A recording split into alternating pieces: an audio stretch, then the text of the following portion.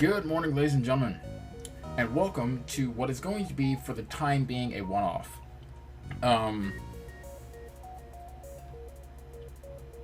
Obviously, as you can clearly see, the title says FTL. This is FTL Faster Than Light. It is available on Steam for $9.99.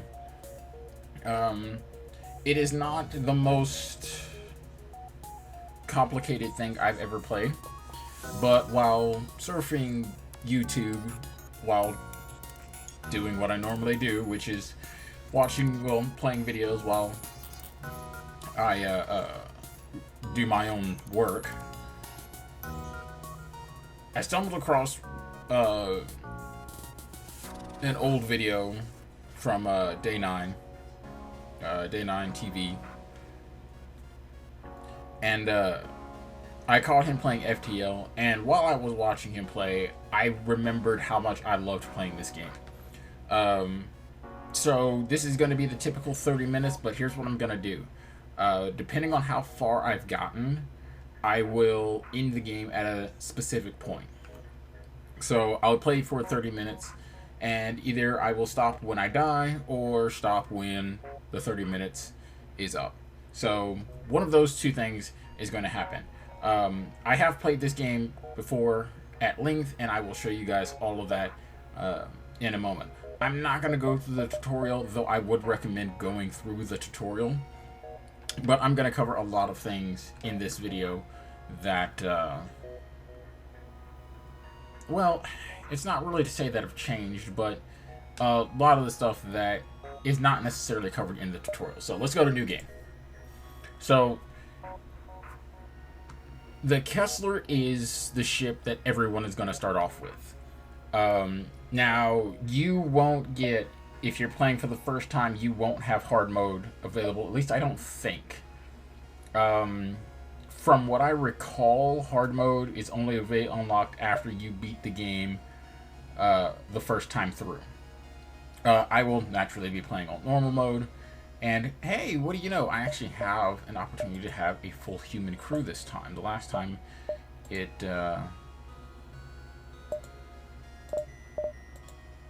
did not give me the option. Like, it changed it so that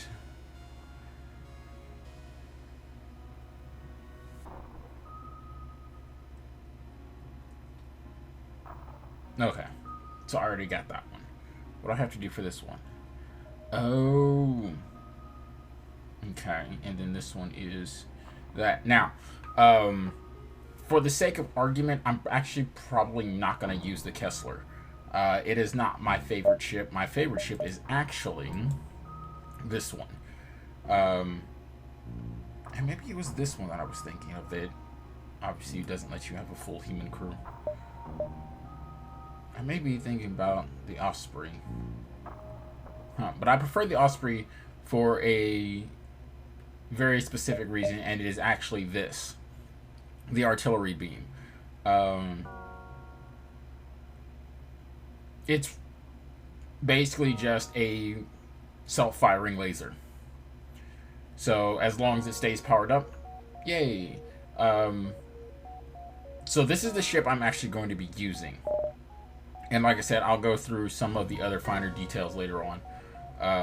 But there's different layouts for the ship. There's different color patterns and stuff like that. I'll obviously be sticking with the first one. There are quite a few mods out for this game. There's some that even add, if you are a big Star Wars fan, Star Wars ships. If you're a big Star Trek fan, Star Trek ships.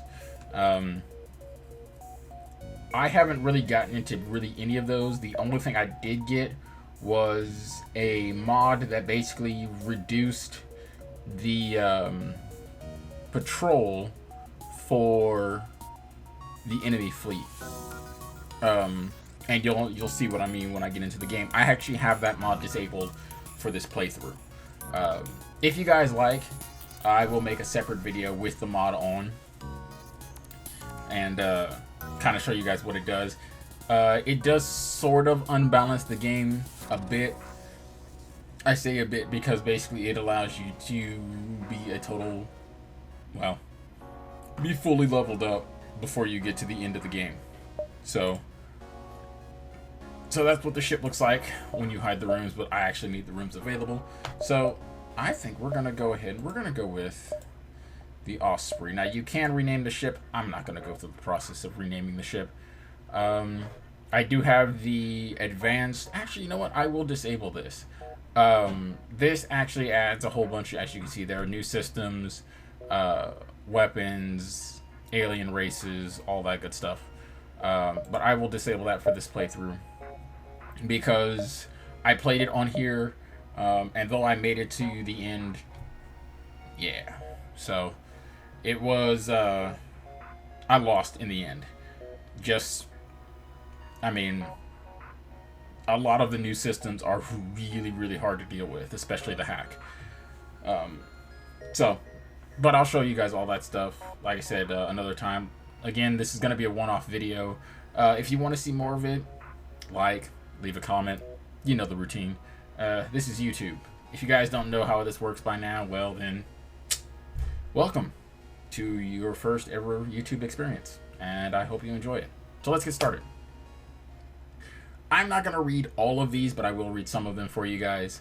But for the most part, this is just a basic layout. It says I'm on the run from the rebellion, and the Federation fleet is in desperate need of the intel that I have, which is strange because when you make it to the end of the game, you'll understand why I say it's strange. The math doesn't add up. So, this is the game. The players are already in their assigned location, but if I left click or click and drag and then right click on any of the other areas, it will move them. Now, in the old days, it showed a little green dot. I actually preferred the little green dot to the green highlighted square, and it doesn't matter where I click, they'll move to the nearest square. Like, I can click way over here and it doesn't matter, they're always going to go to the same spot unless someone else is in the room. So that's not really here nor there. This is my artillery. All the ship's subsystems are in their own designated place. You cannot choose where to put them. You don't have a choice. They all end up right where... Well, they all end up in specific places. Each ship does have something unique, and it is possible to get your hands on items from other ships, but don't bank on that. Unless, of course, you have the mod that has the fleet disabled, the rebel fleet disabled. In which case, your odds greatly increase of being able to do that.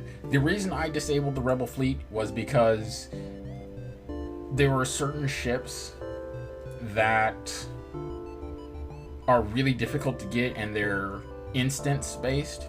So what that means is you have to meet all of a very specific set of criteria in order to unlock the ship, and there's no way. It's really, really difficult to do with the rebel fleet on. So we're gonna head down here first to this distress signal and see if maybe it's a decoy.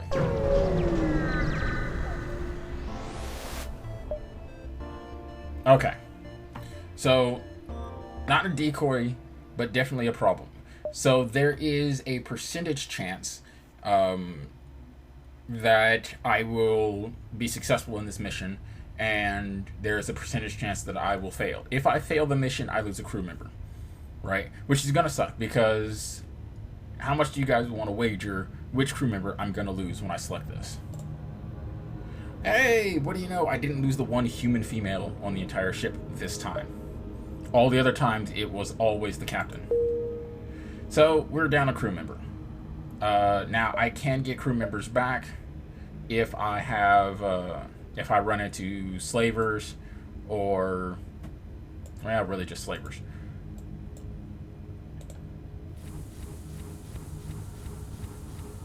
Don't ask me to go through the list of all the aliens in this game, because A, they've added new ones, and B, though I remember them all from the original one, I don't know if they've made any changes.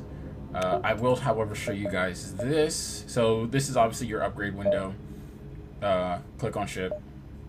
And this is where you spend all of your scrap here on upgrading your ship for various things. My recommendation is to get the level 2 doors as soon as possible, though I'll show you guys a little trick that they recently implemented in the game in a moment.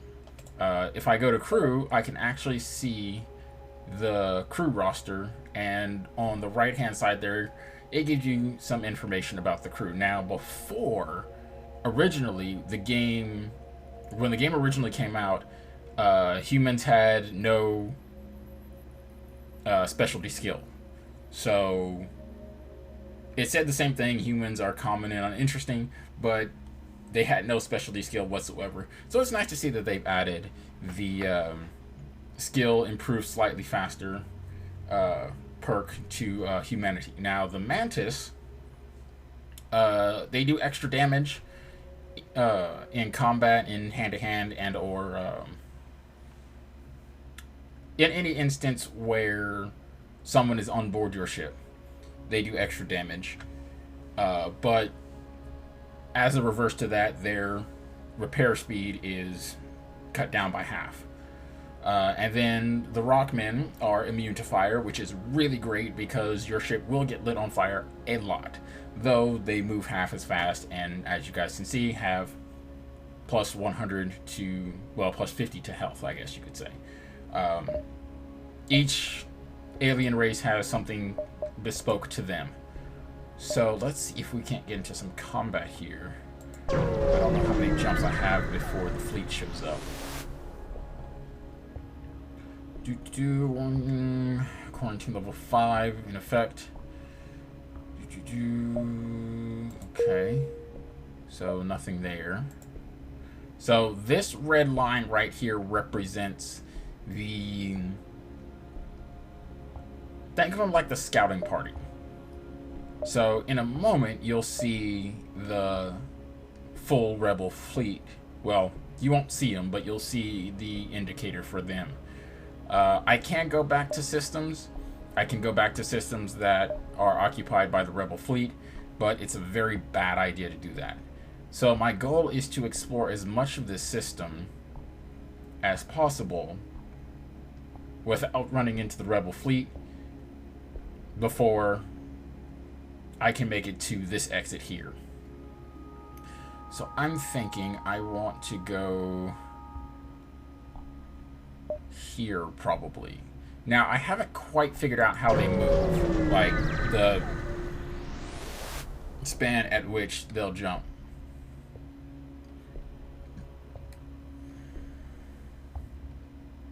So here's one of the instances.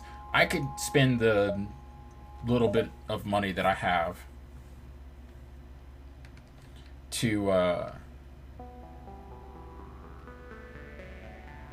bribe them into releasing the civilian ships, or I could just go ahead and attack them. For you guys' sake, I'm gonna go ahead and attack. So he's got a drone control, which is indicated by this little thing here, and then all the basic same systems that I have, so shields, weapons, engines, med bay, oxygen, and I would guess, like, you know, piloting, but I don't know. I don't know exactly, I mean, what they define that as. Yeah, piloting. So, okay. So the way this works is everything has a charge time, and it's basically click, sit back, and pray is sort of the best description I can give you for how the game works. Typically, I always target either the weapons or the shields, usually the weapon system, because the missiles, all missiles ignore shields. The reason I don't use missiles is because they can get pretty costly. Like, I only have 5 missiles, so this is my fuel here. This is missiles, and these are drone parts. 1 drone part equals 1 drone. So I could build 2 drones if I had the drone control. Wow, it's been 15 minutes already. Wow, all of this stuff is actually taking quite a while. So combat goes down as follows. Once everything is charged, it'll fire. I always turn on my auto fire. There are only a handful of occasions when you're not going to use auto fire, and that is in instances where you want to take out the crew of a ship but leave the ship alive. But usually in those instances, you'll have a ion cannon or something like that, and hopefully I get a chance to show you guys that. But this green bar here represents my hull, and this is the reason why I'm constantly attacking his weapon system. The drones can eventually get through your shields, but it's very, very unlikely that they will. Now they have added a bit of a mechanic. So there you saw my artillery going off. They have added a new mechanic to the game recently where if the drone is in front of the weapon being fired, when it fires, it'll blow up the drone. So that's a huge plus, because before you used to have to have an anti-drone or some sort of defensive drone on your ship. Now, of course, the odds of that happening are actually quite slim. So let's see here. I think I can make this jump. So this right here is an indicator of the actual rebel fleet. And if I go into this area here, you'll notice ships in the background.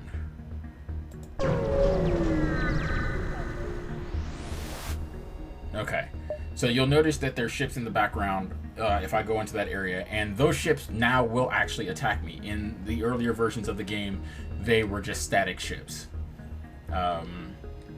Now they actually do lock onto your ship and attack you. Don't risk it. Ship anyway. Yeah, I could. That's 8 scrap, but fighting this thing would equal probably more than 8.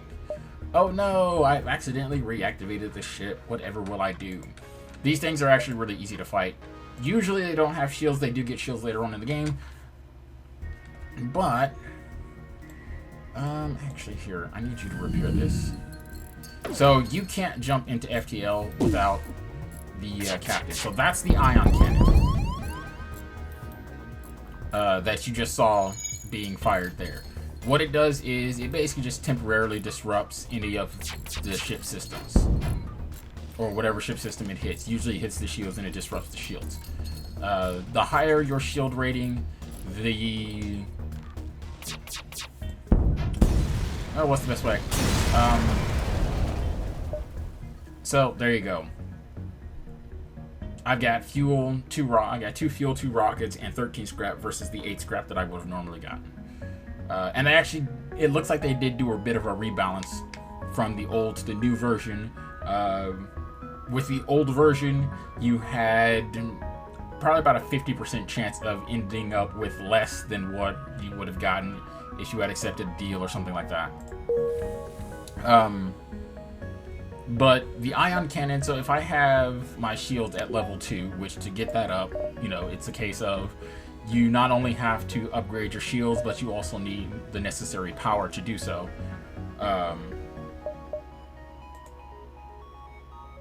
If I had the level 2 shields, it would only take out 1 shield, right? So I would have to be hit, if I had max shields, 4 times with an ion cannon, with 4 different ion cannons, in order for me to completely lose shields like I did in that battle. Now, as far as the door controls, before, whether you had the station manned or not didn't matter. You always had to upgrade the door controls. Well, now, with the new system, as you see the doors change color,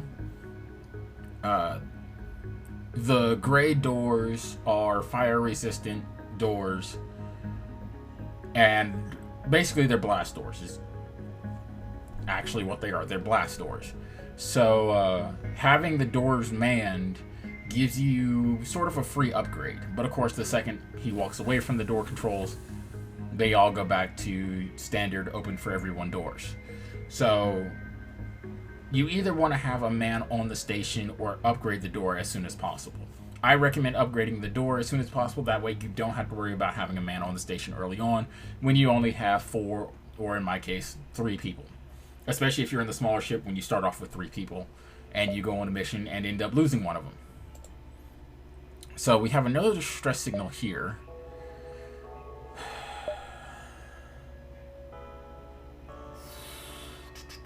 Yeah, we'll go to this one. So the overall goal is very nice, very nice, very nice. So your overall goal is to explore as much of the system as possible before you hit the exit. I believe I said that already.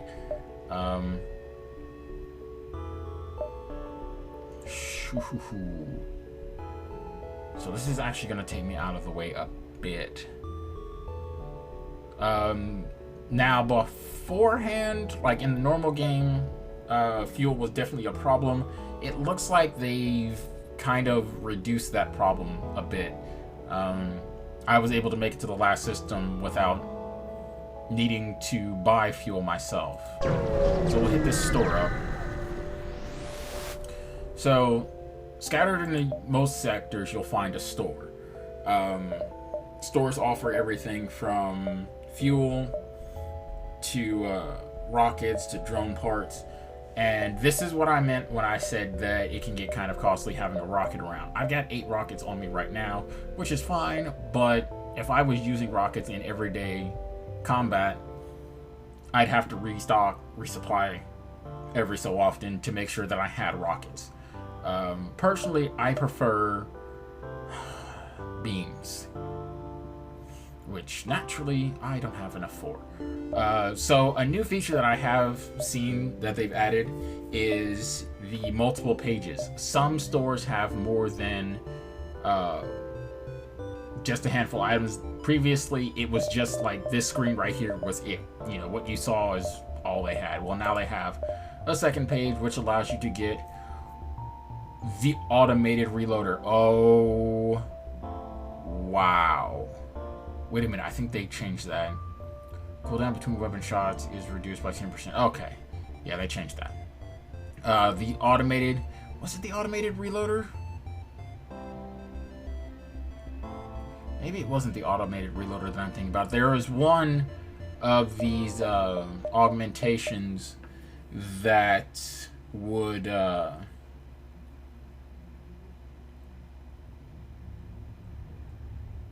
when installed, basically after each jump, your weapons would automatically be fully charged and ready to fire. That was a fantastic one to have. I unfortunately don't have enough money to acquire any of this stuff. I can't repair the hull though. Usually I don't worry about hull repairs unless it's in the yellow, but for the sake of argument, I'll go ahead and do that now. So I might be able to make it back to this store. So 1, 2, 3, 4,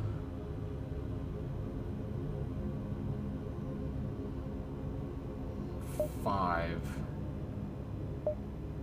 Yeah, I'm not going to be able to make it back to that store. I'll probably barely be able to make it to this before I get hit with the Federation ship. But we'll go for it.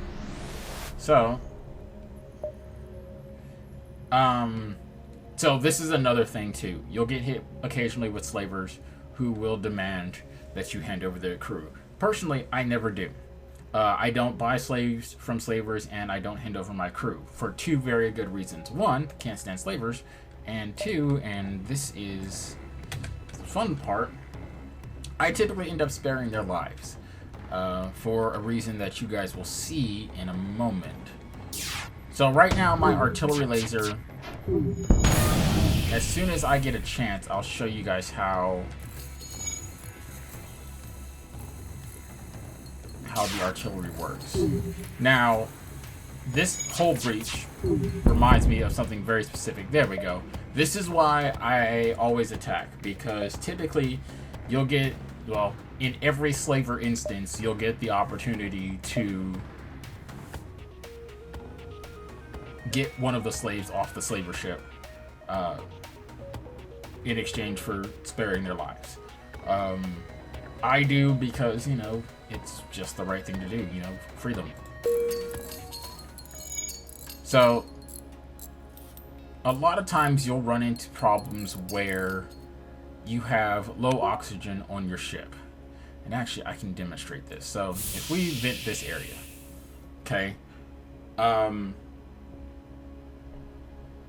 shedding this door, as you can see, it takes time for the oxygen, which is here, to replenish, right? And then once it's red like this, it's low oxygen, but, you know, it is breathable.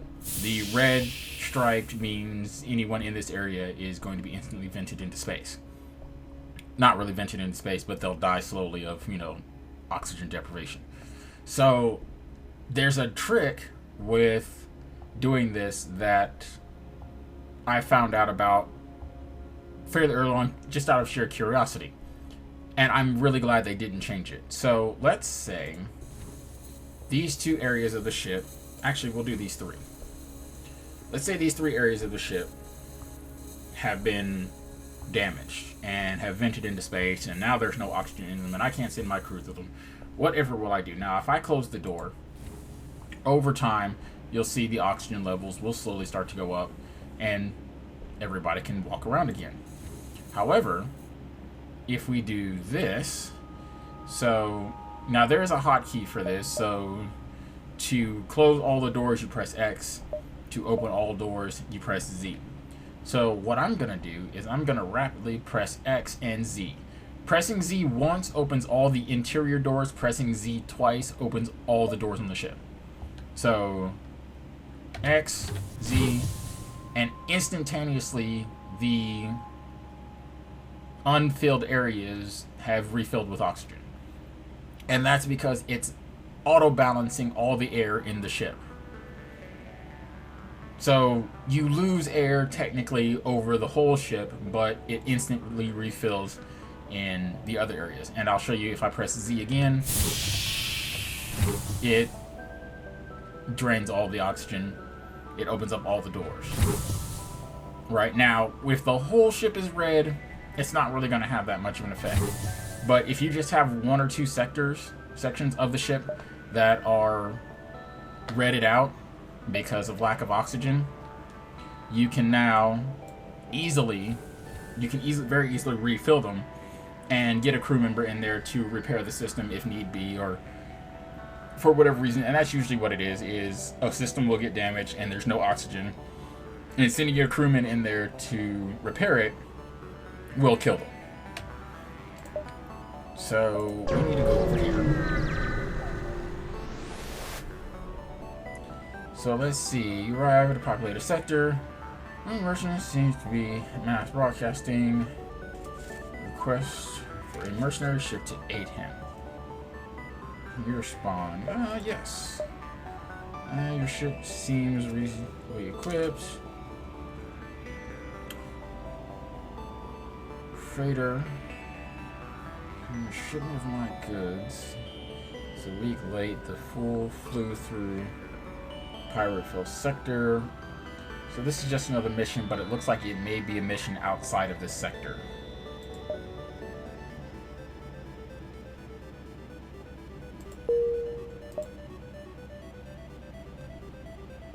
So yeah, sometimes you will get missions that are not in the sector that you're in. So let's drop this quest off. Actually, it looks like I am done. So shortly after you arrive, they thank you, give you your reward. And that's all I had to do, was just escort them there. Now, if I had the advanced system targeting computer, I could probably have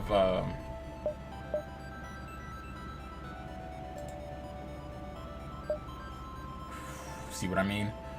If I had the advanced targeting computer, I probably could have just reprogrammed their computer and done for them. You get certain blue options that are pretty much guaranteed success options, which hopefully I'll get an opportunity to show off to you guys. Well, I won't get an opportunity to. I mean, unless something pops up here. And what do you know? Something popped up. So, just seeing that this says Rock Crew and send your Rock Crew member in, I instantaneously know that it's a fire problem. So all of these have, so this and this both have a failure rate. I could end up losing a crew member. With this, it's a guaranteed success. So there's a fire, they need help. I can send my Rock crew member in who's immune to fire and have him put out the fire. Yay! So, problem solved, the fire is out. We contact the survivors, and the scrap recovery arm is huge. Getting that early on is a massive plus, especially if you can get it for free.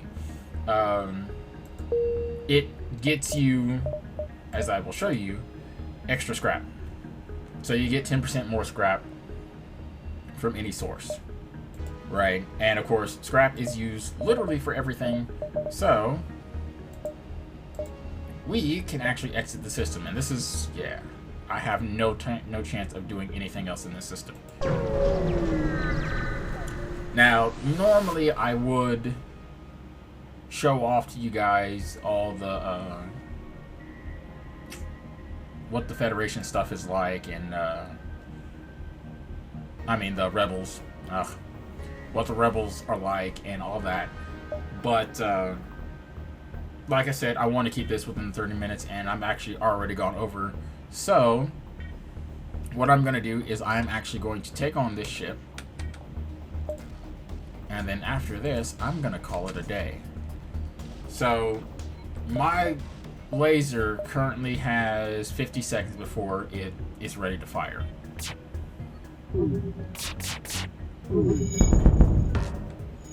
And now it's been disabled. So I can take them out, but I'll need to send a crew member in here to repair this if I want to be able to use my artillery laser. That is not good, because of course they've been busy repairing their stuff while I've been sitting here not doing anything. So it's definitely a case of you have to pay attention to what's going on around you.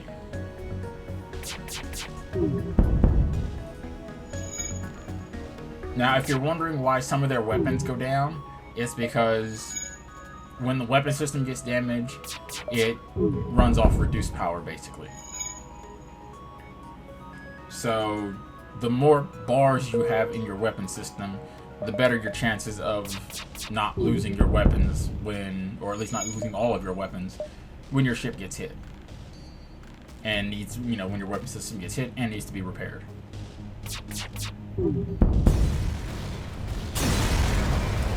And that is that. So I could steal the supplies from the civilians, but I'm just going to leave them. Usually you get a reward for helping people, but not always. So I'm at the exit. I'm ready to fast jump out of here, which is a really good thing because, as you guys can see, like, I've got nothing. Like, I can go to these places, but it would be really stupid for me to do that. So this is the sector map. The sector map is randomly generated each and every time. Now, previously they had a list up here which would show you, but I'm glad to see that they've actually added the